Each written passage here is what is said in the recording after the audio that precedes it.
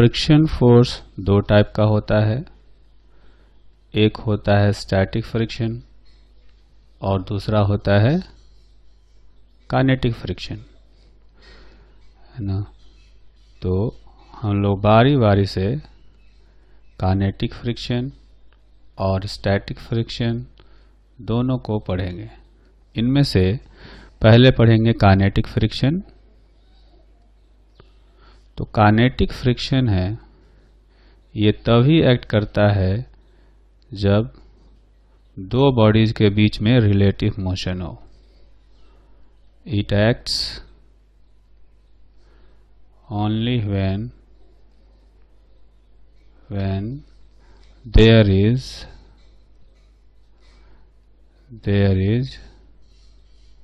relative motion between two surfaces in contact. Two surfaces in contact.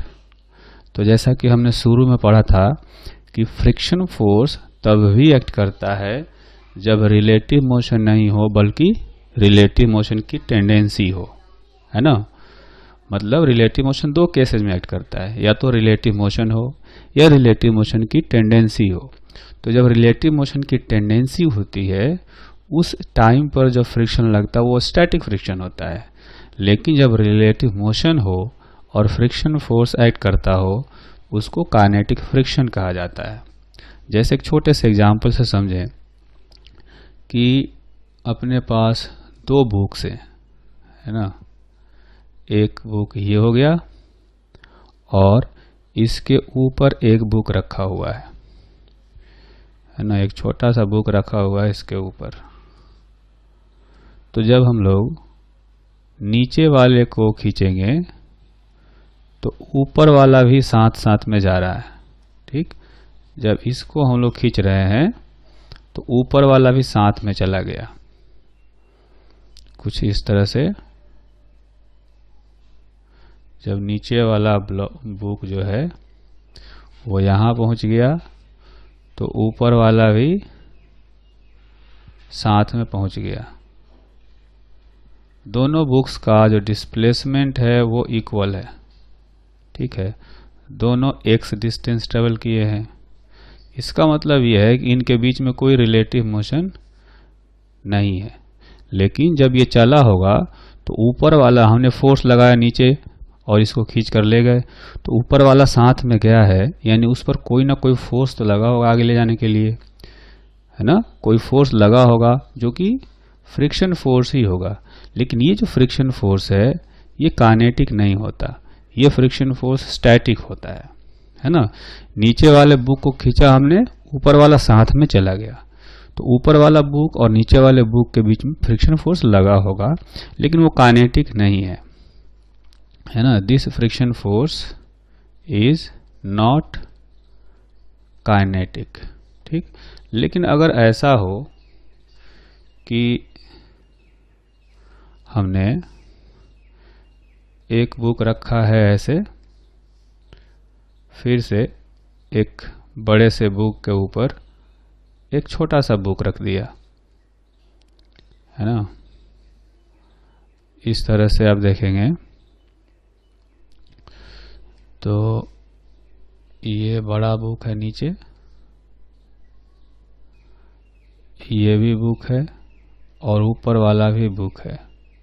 हमने नीचे वाले पर फोर्स लगाया और इसको खींच करके आगे ले गए, ठीक। तो ऊपर वाला जो बुक है वो कुछ आगे गया है लेकिन वो पीछे रह गया, है ना। यहाँ पर ये गिर गया, तो ये वही वाला बुक है जो यहाँ ऊपर रखा हुआ था और ये वाला जो बुक है वो आगे निकल गया। तो इनके बीच में रिलेटिव मोशन आ गया, ठीक है। तो ऑब्वियसली ये बुक भी यहाँ से यहाँ तो गया है, तो इसमें कोई ना कोई फोर्स तो लगा होगा।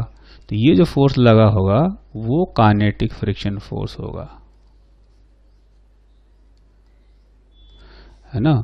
तो जब दो ऑब्जेक्ट्स के बीच में रिलेटिव मोशन हो और फ्रिक्शन फोर्स लगे तब उसको हम लोग कहेंगे काइनेटिक फ्रिक्शन। जैसे मान लेते हैं कि ब्लॉक ए है, एक बी है, ये चल रहा है 2 मीटर पर सेकंड से और ये चल रहा है 4 मीटर पर सेकंड से, तो इनके बीच में जो फ्रिक्शन फोर्स होगा वो यहाँ पर जो फ्रिक्शन फोर्स लग रहा होगा वो काइनेटिक होगा, है ना, ये हो जाएगा काइनेटिक फ्रिक्शन। लेकिन अगर ऐसा हुआ कि एक ब्लॉक ए है और दूसरा ब्लॉक बी है, दोनों जो है वो 2 मीटर पर सेकेंड से चल रहे हैं, ठीक है, दोनों 2 मीटर पर सेकेंड से चल रहे हैं, तो इनके बीच में जो फ्रिक्शन लग रहा होगा यहाँ पर, ये फ्रिक्शन काइनेटिक नहीं होगा, ठीक है। तो ये जो पॉइंट बताया हमने यहाँ पर कि this friction, this kinetic friction acts only when there is relative motion between two surfaces in contact, ठीक। उसके बाद एक बहुत ही इम्पोर्टेंट पॉइंट आता है, ये पॉइंट जो है वो बहुत हेल्प करता है काइनेटिक फ्रिक्शन का डायरेक्शन डिसाइड करने में। ये पॉइंट बताता है कि kinetic friction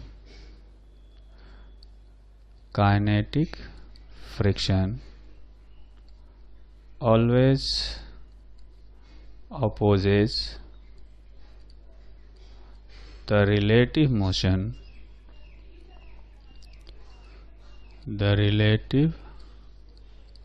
motion between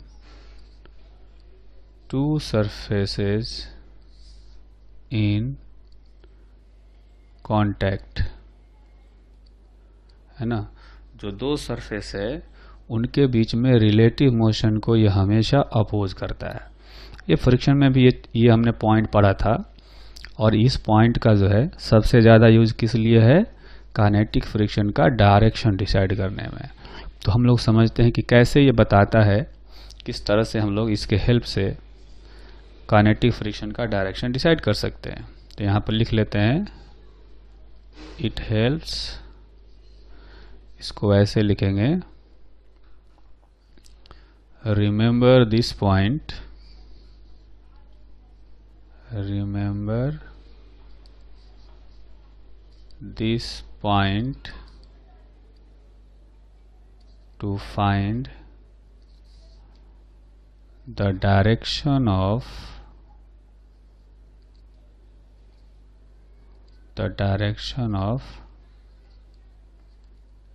kinetic friction. अब कैसे डायरेक्शन बताएंगे, कैसे पता करेंगे, देखते हैं इसको। तो एक एग्जांपल लेते हैं जिसमें सपोज अपने पास 3 ब्लॉक है ना, तो 2 ब्लॉक हो गए और एक तीसरा ब्लॉक ये है, साथ में नीचे ग्राउंड भी होगा, ग्राउंड हो गया ये, ठीक। अब इसमें से जो 3 ब्लॉक है, तीनों डिफरेंट वेलोसिटी से चल रहे हैं। जैसे ये हो गया block A, block B, block C, तो ये चल रहा है 2 मीटर पर सेकंड से, ये चल रहा है 1 मीटर पर सेकंड से, और जो नीचे वाला है वो चल रहा है इधर लेफ्ट डायरेक्शन में जा रहा है, ये भी जा रहा है 1 मीटर पर सेकंड से, है ना। तो हमें पता करना है, find the direction of kinetic friction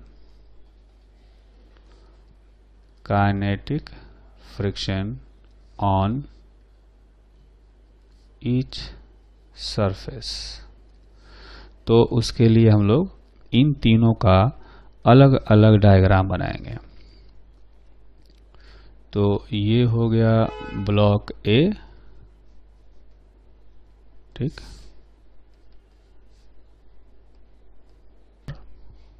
block B को हम लोग यहाँ बना देते हैं। ये हो गया ब्लॉक बी। फिर ये बना दिया हमने ब्लॉक सी, और एक ग्राउंड भी दिखा देते हैं यहाँ पर। ये हो गया ग्राउंड। तो इसमें से जो सबसे ऊपर वाला है ये है ब्लॉक ए, जो कि 2 मीटर पर सेकेंड से जा रहा है इधर। ये हो गया ब्लॉक बी, जो कि 1 मीटर पर सेकेंड से जा रहा है राइटवर्ड डायरेक्शन में। ये हो गया ब्लॉक सी, जो कि 1 मीटर पर सेकेंड से 1 मीटर पर सेकेंड से लेफ्टवर्ड डायरेक्शन में जा रहा है। और ये है ग्राउंड, जो कि रेस्ट पर होता है हमेशा, है ना। अब हम लोग डायरेक्शन पता करते हैं। तो डायरेक्शन पता करने के लिए आप देखेंगे जब यहाँ पर और यहाँ पर ये दो सरफेस कांटेक्ट में है, तो इनके बीच फ्रिक्शन निकालना हो तो हम इन दोनों में से किसी एक पर ऑब्जर्वर बैठा देते हैं। जैसे हमने यहाँ पर ऑब्जर्वर बैठाया, है ना। तो ऑब्जर्वर बैठाने से हम ये पता कर सकते हैं कि इस ऑब्जर्वर के रेस्पेक्ट में ब्लॉक ए किधर जा रहा होगा, क्योंकि ये ऑब्जर्वर खुद ही राइटवर्ड डायरेक्शन में जा रहा है। तो लेकिन ये जो है ये ऑब्जर्वर स्लो चल रहा है। ऑब्जर्वर चल रहा है 1 मीटर पर सेकेंड से और ए चल रहा है 2 मीटर पर सेकेंड से। तो इस ऑब्जर्वर को ये जो ब्लॉक ए है वो राइटवर्ड डायरेक्शन में जाता हुआ दिखेगा। तो इसका रिलेटिव मोशन जो है राइटवर्ड डायरेक्शन में है, तो इस पर जो फ्रिक्शन फोर्स आएगा वो लेफ्टवर्ड डायरेक्शन में आएगा। मान लेते हैं कि ये F1 है, ठीक। अगर उस पर F1 डायरेक्शन में है तो जो इस ऑब्जर्वर के रेस्पेक्ट में ए जा रहा है आगे, तो ए के रेस्पेक्ट में ये ऑब्जर्वर जा रहा होगा किधर, पीछे जा रहा होगा, नहीं लेफ्टवर्ड डायरेक्शन में जा रहा होगा। तो इस पर फ्रिक्शन आ जाएगा इधर राइटवर्ड डायरेक्शन में F1, है ना। जस्ट इस लेफ्ट वाले ए पर जिधर लग रहा है उसके अपोजिट डायरेक्शन में लगना चाहिए और इक्वल मैग्नीट्यूड का लगना चाहिए, ठीक। उसके बाद हम लोग देखेंगे एक ये सरफेस है और फिर एक ये सरफेस है ना। तो इसको ऐसे समझते हैं कि B का नीचे वाला सरफेस और C का अपर सरफेस, इन दोनों के बीच में हमें फ्रिक्शन पता करना है।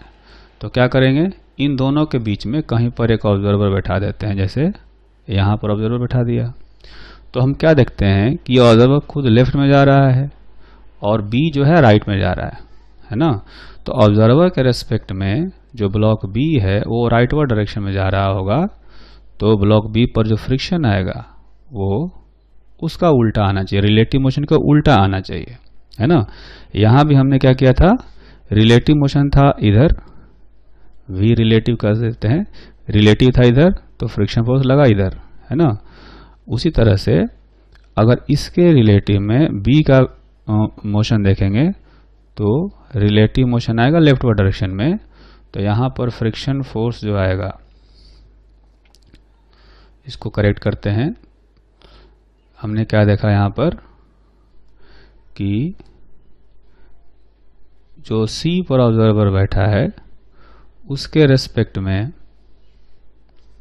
C पर जो ऑब्जर्वर बैठा है इसके रेस्पेक्ट में ब्लॉक B जा रहा है राइटवर्ड डायरेक्शन में इधर, तो V रिलेटिव होगा इधर। तो फ्रिक्शन फोर्स लेफ्टवर्ड डायरेक्शन में होना चाहिए। इसको हम लोग मान लेते हैं कि F2 है, ठीक। अब चूंकि C के रेस्पेक्ट में B पर फ्रिक्शन लगे लेफ्टवर्ड, तो इस पर जस्ट अपोजिट डायरेक्शन में आएगा फ्रिक्शन फोर्स, F2 इधर आ जाएगा, ठीक। अब हमें चेक करना है यहाँ पर और यहाँ पर, तो इन दोनों के बीच में चेक करना हो तो इन दोनों में से कहीं एक पर ऑब्जर्वर बैठाएंगे। तो ऑब्जर्वर हम लोग बैठा देते हैं ग्राउंड पर। तो इसके रेस्पेक्ट में देखेंगे तो ये जो C है वो जा रहा है लेफ्ट में, मतलब रिलेटिव वेलोसिटी जो है उसका ग्राउंड के रेस्पेक्ट में लेफ्ट में है। तो फ्रिक्शन फोर्स किधर आएगा, राइट में आएगा। मान लेते हैं F3 आ गया। तो उसके जस्ट अपोजिट ग्राउंड पर फ्रिक्शन लगेगा F3। ठीक, तो इस तरह से हमेशा रिलेटिव मोशन के अपोजिट डायरेक्शन में फ्रिक्शन लगता है। एक बार फिर से समझते हैं। B के रिलेटिव, A का रिलेटिव मोशन था राइटवर्ड डायरेक्शन में, तो इसके जस्ट अपोजिट फ्रिक्शन लग गया यहाँ पर, और इसका उल्टा लगता है यहाँ पर, है ना, या A के रेस्पेक्ट में इसका रिलेटिव मोशन B का पीछे होगा, तो फ्रिक्शन फोर्स राइटवर्ड लग गया आगे की तरफ। उसी तरह से यहाँ पर देखेंगे तो इस ऑब्जर्वर के रेस्पेक्ट में, C के रेस्पेक्ट में B का रिलेटिव मोशन है राइटवर्ड, तो फ्रिक्शन आ गया लेफ्टवर्ड डायरेक्शन में, उसका जस्ट उल्टा यहाँ पर लग गया। उसी तरह से इन दोनों के बीच में चेक करना हो तो यहाँ पर ऑब्जर्वर बैठाएंगे, इसके रिलेटिव ब्लॉक C जा रहा है लेफ्ट में, तो फ्रिक्शन फोर्स लग गया राइट में, और उसका जस्ट अपोजिट ग्राउंड पर लग गया F3। तो इस तरह से रिलेटिव मोशन का डायरेक्शन अगर पता हो तो उसके जस्ट अपोजिट डायरेक्शन में हम लोग फ्रिक्शन फोर्स अप्लाई कर सकते हैं। ठीक, तो काइनेटिक फ्रिक्शन के बारे में हम लोग सेकेंड इम्पॉर्टेंट पॉइंट जानने की कोशिश करते हैं, और सेकेंड पॉइंट ये है कि magnitude of kinetic friction is directly proportional to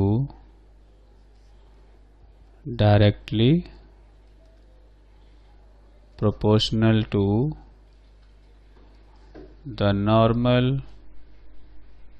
reaction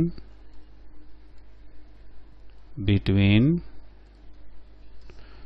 two surfaces in contact,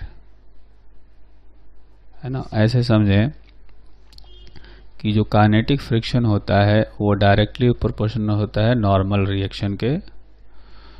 तो जो काइनेटिक फ्रिक्शन होगा ये हो जाएगा म्यू के इंटू एन। ठीक, where mu k is a proportionality constant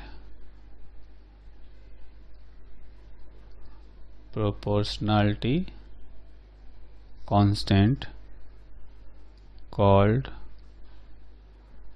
coefficient of kinetic friction। ठीक है, तो इसको यूं समझा जाए, इस पॉइंट में हमें ये समझाया गया कि अगर दो ब्लॉक है ना, और दो ब्लॉक है A और B, तो इनके बीच में अगर यहाँ पर अगर कोई नॉर्मल रिएक्शन है, यहाँ पर ऊपर और इस पर नीचे, अगर ये नॉर्मल रिएक्शन n है, ठीक है, तो इस n पर डिपेंड करता है ये फ्रिक्शन फोर्स, है ना। तो इसको हम लोग ऐसे कर सकते हैं, ये n हो गया और ये n हो गया। तो ये जो काइनेटिक फ्रिक्शन है उस नॉर्मल n के डायरेक्टली प्रोपोर्शनल होता है, और जो म्यू के है वो इनके बीच में जो सरफेस है दोनों का, उनकी कंबाइंड प्रॉपर्टी होती है कोएफिशिएंट ऑफ फ्रिक्शन। इसको एक छोटा सा एग्जांपल से समझते हैं। जैसे मैं यूं कहूं कि अपने पास दो ब्लॉक दिए गए हैं, एक ब्लॉक है A जिसका कि मास है 2 kg, और एक दूसरा ब्लॉक है जिसका मास है 4 kg।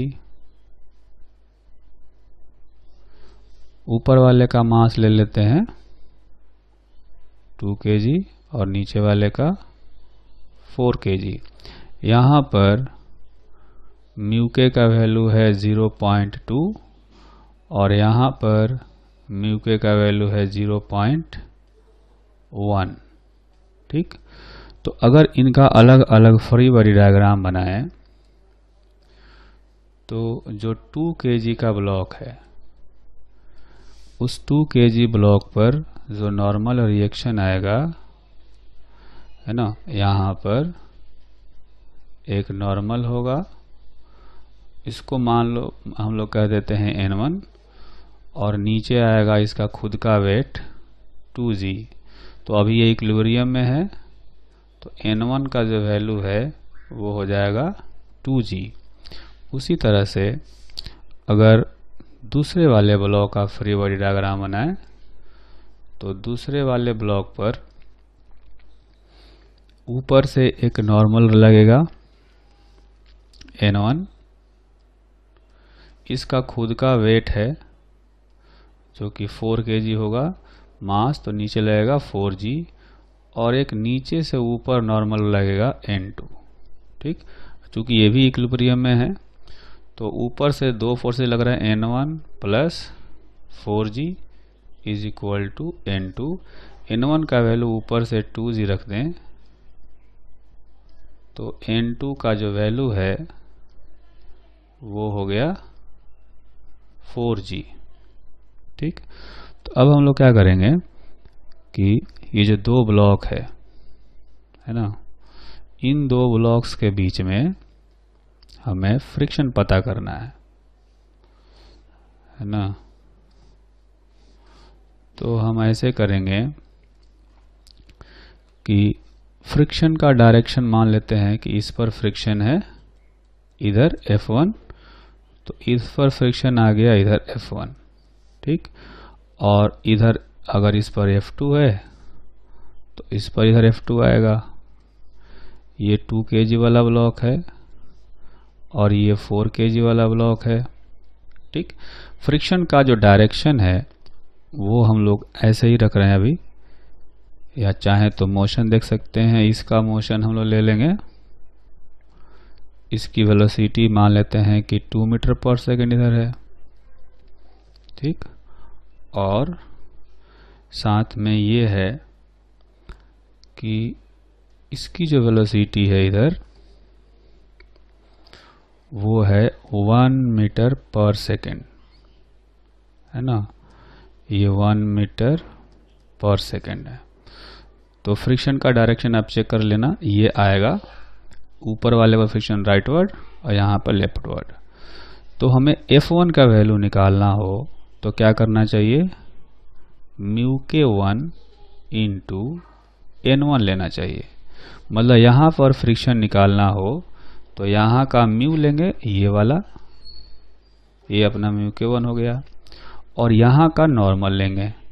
ठीक है, तो म्यू के 1 कितना है 0.2 और N1 कितना है 2g, है ना, तो ये आ जाएगा 4 न्यूटन।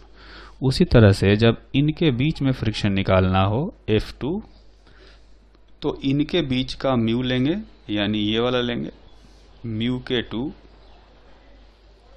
इंटू इनके बीच का नॉर्मल लेंगे, ये नॉर्मल है N2, तो यहाँ पर नॉर्मल लग रहा होगा, यहाँ पर रखेंगे N2। तो म्यू के 2 जो है वो है 0.1 रखेंगे, और जो N2 है वो आया है 6g। एक्चुअली में इसको हम लोग थोड़ा सही तरीके से लिखते हैं। यहाँ पर आप देखेंगे कि ये 4g प्लस 2g था तो ये 6g होगा, तो N2 का वैल्यू यहाँ पर 6g रखेंगे तो ये आएगा 6 न्यूटन। तो नीचे वाले जो सरफेसेज हैं उनके बीच में फ्रिक्शन आ गया 6 न्यूटन का यहाँ पर, और यहाँ पर आ गया 4 न्यूटन का। ठीक, तो एक बार फिर से हम लोग छोटा सा फिगर बना करके इनको क्लियरली लिखेंगे कि किस सरफेस पर कितना फ्रिक्शन फोर्स लग रहा है। ये 2 kg का ब्लॉक हो गया, ये 4 kg का ब्लॉक हो गया, और ये हो गया ग्राउंड सरफेस। ठीक, तो इसमें से जो ऊपर वाला ब्लॉक है 2 kg का और बीच में है 4 kg का, तो इस पर इधर फ्रिक्शन फोर्स है F1 जो कि 4 न्यूटन आया है ना। ये देखेंगे यहाँ पर 4 न्यूटन आया है, तो यहाँ पर भी F1 4 न्यूटन आ गया, ठीक। और नीचे वाले पर हमने यहाँ F2 दिखाया है, तो इस पर आएगा F2 is equal to 6 Newton, तो यहाँ पर आएगा F2 is equal to 6 Newton. तो अभी तक फ्रिक्शन में हमने जो भी पढ़ा था वो सारी चीज़ें यहाँ पर क्लियर होंगी। कैसे? आप देखेंगे कि हमने कहा था शुरू में कि जो दो सरफेस कांटेक्ट में होते हैं उनके बीच में जो फ्रिक्शन फोर्स लगते हैं इक्वल मैग्नीट्यूड के होते हैं, जैसे ये हैं, और अपोजिट डायरेक्शन में होते हैं, जैसे इस पर F1 लग रहा है राइटवर्ड, इस पर लग रहा है लेफ्टवर्ड। यहाँ भी वैसे ही देखेंगे कि यहाँ पर और यहाँ पर फ्रिक्शन फोर्स 6 न्यूटन और 6 न्यूटन इक्वल मैग्नीट्यूड का है और अपोजिट डायरेक्शन में भी है, ठीक। तो हमें क्या ध्यान रखना है काइनेटिक फ्रिक्शन का वैल्यू निकालते टाइम में कि जिन दो सरफेस की हम बात कर रहे हैं उन्हीं के बीच का म्यू लेना है और इन्हीं के बीच का एन भी लेना है, और यहाँ पर निकालना हो तो इन दोनों के बीच का म्यू लेना है और इन्हीं दोनों के बीच का नॉर्मल लेना है। कोई तीसरे ऑब्जेक्ट से कोई लेना देना नहीं होता है ना। तो ये चीजें हमें इसमें ध्यान रखनी होगी।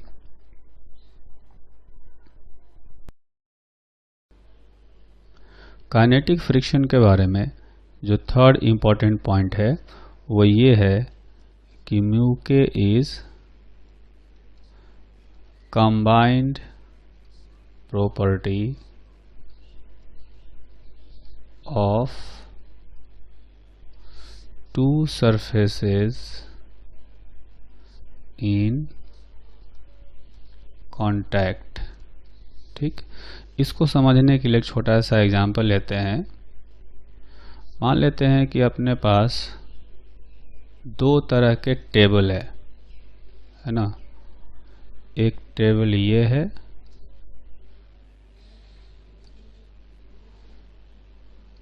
ठीक, एक टेबल ये हो गया। ये ऐसा मान लेते हैं कि ये वुड का बना हुआ है, और एक दूसरा टेबल है जो कि ग्लास का बना हुआ है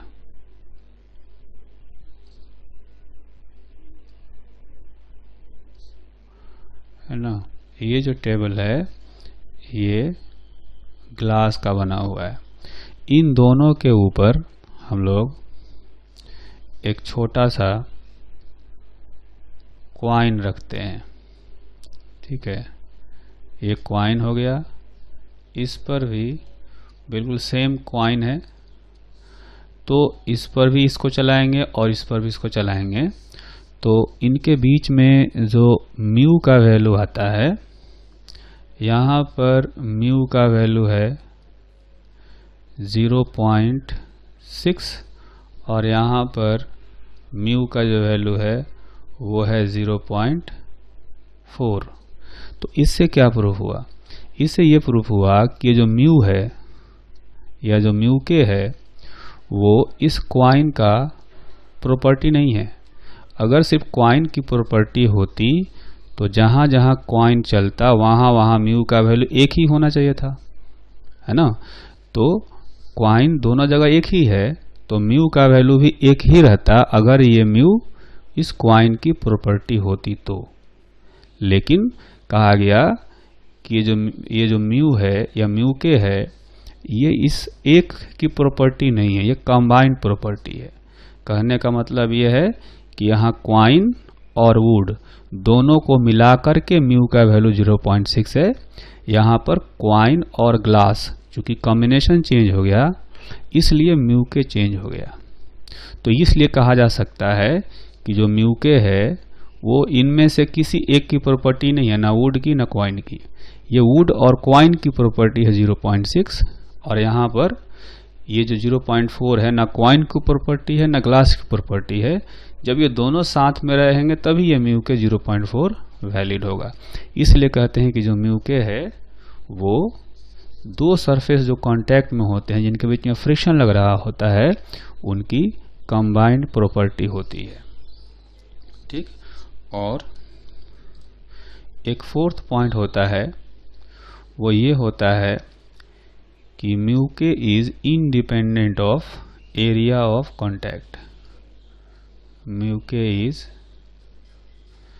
independent of area of contact between two bodies। ठीक है, कहने का मतलब ये है कि जैसे ये कॉइन है, यहाँ पर इस कॉइन को हमने फ्लैट रखा हुआ है तो म्यू का वैल्यू 0.6 है। अगर इस कॉइन को मैं खड़ा भी कर दूं, है ना, अगर मैं इस कॉइन को इसके ऊपर, ये सेम वुड का है, अगर इस कॉइन को वर्टिकली खड़ा कर दूं तो भी म्यू का वैल्यू उतना ही रहेगा, है ना। ये वही कॉइन है, तो यहाँ भी म्यू के का वैल्यू 0.6 ही रह जाएगा, क्योंकि ये मटेरियल चेंज नहीं हुआ, तो कॉम्बिनेशन यहाँ भी चेंज नहीं हुआ है, तो म्यू के का वैल्यू 0.6 ही रहेगा। तो देखेंगे कि यहाँ पर एरिया ऑफ कांटेक्ट ज़्यादा होगा, जब फ्लैट रखा था, यहाँ वर्टिकल रख दिया तो एरिया ऑफ कांटेक्ट कम हो गया, लेकिन म्यू के चेंज नहीं हुआ। तो ये यहाँ ध्यान रखना है कि जो म्यू के होता है वो एरिया ऑफ कांटेक्ट से इंडिपेंडेंट होता है। ठीक है, ये एरिया ऑफ कांटेक्ट से इंडिपेंडेंट होता है। तो ये 4 इंपॉर्टेंट पॉइंट्स हो गए काइनेटिक फ्रिक्शन के बारे में। अब हम लोग क्या करेंगे, कुछ एग्जांपल्स करते हैं। तो काइनेटिक फ्रिक्शन पर बेस्ड एक एग्जांपल करते हैं। इस एग्जांपल में एक ब्लॉक दिया गया है और ब्लॉक जो है हॉरिजॉन्टल सरफेस पर रखा गया है। इसको किसी वेलोसिटी 20 मीटर पर सेकेंड से प्रोजेक्ट किया गया है हॉरिजॉन्टल डायरेक्शन में। ब्लॉक और ग्राउंड के बीच में जो कोएफिशिएंट ऑफ काइनेटिक फ्रिक्शन है वो है 0.2। हमें पता करना है find the distance traveled by block before it stops। कितना दूर चलने के बाद ये रुक जाएगा। तो हमारा पहला काम तो ये होगा कि इस पर फ्रिक्शन फोर्स पता करेंगे। तो आप देखेंगे कि चूंकि इसकी रिलेटिव वेलोसिटी ग्राउंड के रेस्पेक्ट में राइटवर्ड डायरेक्शन में है, तो इस पर फ्रिक्शन फोर्स आएगा लेफ्ट डायरेक्शन में, और ये जो काइनेटिक फ्रिक्शन है ये होना चाहिए म्यू के इंटू एन। नीचे आएगा इसका खुद का mg और ऊपर आएगा नॉर्मल फोर्स। चूंकि वर्टिकल इक्विलिब्रियम में है, वर्टिकल डायरेक्शन में चलेगा नहीं, तो y vertical equilibrium n is equal to mg। So kinetic friction is equal to mu k into N, यानी म्यू के इंटू mg, ये आ जाएगा, है ना। तो अगर ये काइनेटिक फ्रिक्शन आ गया तो देखेंगे कि इस पर जो नेट फोर्स है वो पीछे की तरफ लग रहा है। ये n और mg कैंसिल हो गए, तो नीचे पीछे की तरफ ये फोर्स लग रहा है फ्रिक्शन फोर्स, तो पीछे की तरफ ही एक्सेलरेशन भी आएगा। तो जो एक्सेलरेशन होगा ये हो जाएगा एफ के डिवाइडेड बाई मास। तो एफ के का वैल्यू यहाँ से रखेंगे म्यू के mg डिवाइडेड बाई m, तो m कैंसिल हो जाएगा, ये हो जाएगा म्यू जी। तो एक्सेलरेशन है ये हो गया म्यू जी। ये हमें ध्यान रखना है कि जो एक्सेलरेशन है वो मास से इंडिपेंडेंट आया है। ठीक है, तो यहाँ पर मास अगर नहीं भी दिया होता तो भी हम लोग एक्सेलरेशन निकाल सकते हैं। अब म्यू के का वैल्यू दिया गया है क्वेश्चन में 0.2, है ना। म्यू के का वैल्यू 0.2 है और g का वैल्यू होता है 10, तो हम लोग रखेंगे एक्सेलरेशन जो आएगा 2 मीटर पर सेकेंड स्क्वायर। एक्चुअली में ये डी एक्सेलरेशन है, क्योंकि वेलोसिटी है राइटवर्ड डायरेक्शन में और एक्सेलरेशन है लेफ्टवर्ड डायरेक्शन में। तो क्या होगा, कुछ दूर चलने के बाद ये रुक जाएगा, है ना। तो इस तरह से इक्वेशन लिखेंगे। तो फाइनल वेलोसिटी इसकी 0 करनी है। जो u है वो हमें दिया गया है 20 + 2, एक्सेलरेशन को -2 लिख सकते हैं, और जो डिस्टेंस ट्रेवल है ये हमें कैलकुलेट करना है। तो डिस्टेंस ट्रेवल जो आएगा वो आएगा 400/4 यानी कि 100 मीटर। ठीक, उसी तरह से एक और एग्जाम्पल करते हैं। इस एग्जाम्पल में हमें इंक्लाइंड प्लेन पर एक ब्लॉक रखा गया है। सपोज ये इंक्लाइंड प्लेन है और इस इंक्लाइंड प्लेन के ऊपर एक ब्लॉक रखा गया है। इस ब्लॉक का मास भी हमें पता नहीं है। ठीक है, मतलब एम रख दिया हमने ऐसे ही। तो अगर ये जो लेंथ है, ये इंक्लाइंड प्लेन का लेंथ अगर 10 मीटर हो, तो हमें बताना है कि ब्लॉक को यहाँ से नीचे तक जाने में कितना टाइम लगेगा। यहाँ पर म्यू के का जो वैल्यू है वो है 0.02। ठीक, तो सबसे पहले हम लोग क्या करेंगे, इस क्वेश्चन को लिख लेते हैं। If block is released from top of inclined plane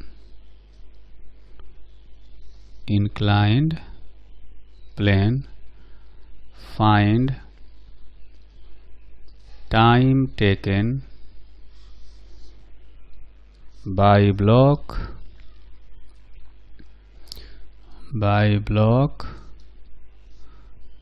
to reach the bottom of plane। तो नीचे वाला पॉइंट है, यहाँ तक पहुँचने में कितना टाइम लगेगा। तो हमारा पहला काम होगा फ्री बॉडी डायग्राम बनाना। तो फ्री बॉडी डायग्राम बनाते हैं। यहाँ पर एक फिगर बना लेते हैं फिर से, और इस ब्लॉक पर देखेंगे कि एक फोर्स लगेगा नीचे की तरफ mg, जो कि सीधा इधर आएगा mg, इधर आएगा नॉर्मल, और पीछे की तरफ यानी कि ऊपर की तरफ काइनेटिक फ्रिक्शन आएगा, वो आएगा म्यू के इंटू n। ठीक, अगर ये एंगल अल्फा दिया हुआ है, अल्फा का वैल्यू जो है मान लेते हैं 30 डिग्री है। इस एग्जांपल में हम लोग यहाँ पर पहले इसको जनरल सोल्व करेंगे। ये अल्फा लिख लेते हैं। तो इस mg को हमें रिजोल्व करना पड़ेगा। ये वाला एंगल भी अल्फा आएगा, वर्टिकल और नॉर्मल के बीच का एंगल अल्फा के इक्वल होगा, इंक्लिनेशन के इक्वल होगा। तो mg का कंपोनेंट इधर आएगा mg cos अल्फा, और इधर आएगा mg sin अल्फा। ठीक, तो चूंकि इंक्लाइन प्लेन के परपेंडिकुलर ये इक्विलिब्रियम में है ना, इधर कोई एक्सेलरेशन होगा a, तो परपेंडिकुलर डायरेक्शन में इक्विलिब्रियम में है, तो an का वैल्यू लिखेंगे mg cos अल्फा, और इक्वेशन ऑफ मोशन लिखेंगे एक्सेलरेशन के डायरेक्शन में, तो लिखेंगे mg sin alpha minus friction force is equal to mass into acceleration. ठीक, तो mg sin alpha minus mu k into n के जगह पर हम लोग रख देंगे ये वाला mg cos alpha is equal to ma। तो यहाँ से अगर m को हटा दिया जाए कॉमन लेकर के, तो यहाँ बचेगा acceleration is equal to g sine alpha minus mu k into cos alpha. अब देखेंगे कि यहाँ भी जो एक्सेलरेशन है वो भी मास से इंडिपेंडेंट है, independent of mass of block. ठीक, तो अब इस एक्सेलरेशन का वैल्यू निकालते हैं जो क्वेश्चन में दिए गए हैं, वो सारे क्वांटिटी सब्स्टिट्यूट करके। तो अल्फा दिया गया है 30 डिग्री, म्यू के का वैल्यू है 0.2 और अल्फा 30 डिग्री। ठीक, तो ये हो जाएगा 10/2, ये 1/2 है तो 2 हमने बाहर ले लिया, रह गया 1। ये √3/2 होता है तो 2 बाहर ले लिया तो रह जाएगा √3 इंटू 0.2, है ना। तो ये आ जाएगा, ये एक्सेलरेशन है यहाँ पर, और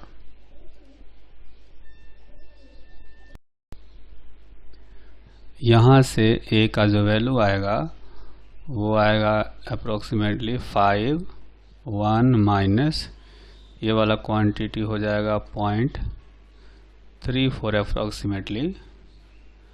तो 5 इंटू 0.66 कहा जा सकता है। तो हमें पता करना है कि ये 10 मीटर का डिस्टेंस ट्रेवल करने में कितना टाइम लिया होगा, है ना। तो S is equal to ut plus half AT² वाला फॉर्मूला अप्लाई कर सकते हैं, क्योंकि एक्सेलरेशन कांस्टेंट है जिसमें से u 0 है। तो डिस्टेंस ट्रेवल करना है 10 मीटर, हाफ एक्सेलरेशन है 5 इंटू 0.66 इंटू t²। तो यहाँ से t का जो वैल्यू है अपना आएगा अप्रोक्सीमेटली 2.56 सेकेंड। ठीक।